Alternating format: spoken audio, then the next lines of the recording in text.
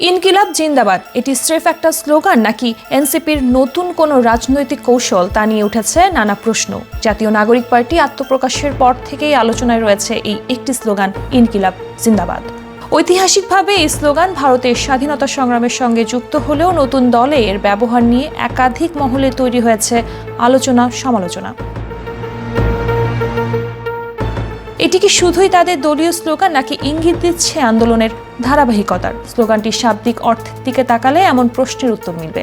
ইনকিলাব জিন্দাবাদ স্লোগানটির অর্থ বিপ্লব দীর্ঘজীবী হোক, তবে এই একই স্লোগান এখনও ব্যবহৃত হচ্ছে ভারতীয় কমিউনিস্ট পার্টির স্লোগান হিসেবে।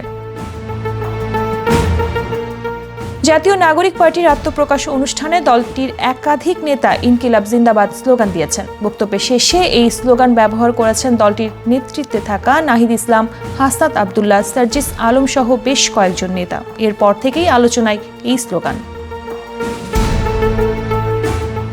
ইতিহাস বলছে 1921 সালে মাওলানা হযরত মোহানি প্রথম এই স্লোগানটি ব্যবহার করেন, যা পরে বিপ্লবী ভগৎ সিং এর কণ্ঠেও ধ্বনিত হয়। তবে জাতীয় নাগরিক পার্টির জ্যেষ্ঠ যুগ্ম আহ্বায়ক আরিফুল ইসলাম আবিদ স্পষ্ট করেছেন এটি তাদের দলীয় স্লোগান নয়। তিনি জানিয়েছেন, জুলাই গণ অভ্যুত্থানের সময় থেকেই তরুণদের মধ্যে স্লোগানটি জনপ্রিয় হয়ে ওঠে, তাই তারা এটি ব্যবহার করেছেন। তবে দলের নিজস্ব স্লোগান ও মূলনীতি কি হবে তা এখনো চূড়ান্ত হয়নি। বিশ্লেষকরা বলছেন, একটি দলের স্লোগান, আদর্শ ও কার্যক্রম তার রাজনৈতিক দল অবস্থান নির্ধারণ করবে। জাতীয় নাগরিক পার্টি তাদের আত্মপ্রকাশ অনুষ্ঠানে ইনকিলাব জিন্দাবাদ স্লোগান ব্যবহার করে ঐতিহাসিক বিপ্লবী চেতনার প্রতি সম্মান প্রদর্শন করেছে। তবে এটি তাদের দলীয় স্লোগান কিনা সেই বিষয়ে দলটি এখনও চূড়ান্ত সিদ্ধান্ত নেয়নি।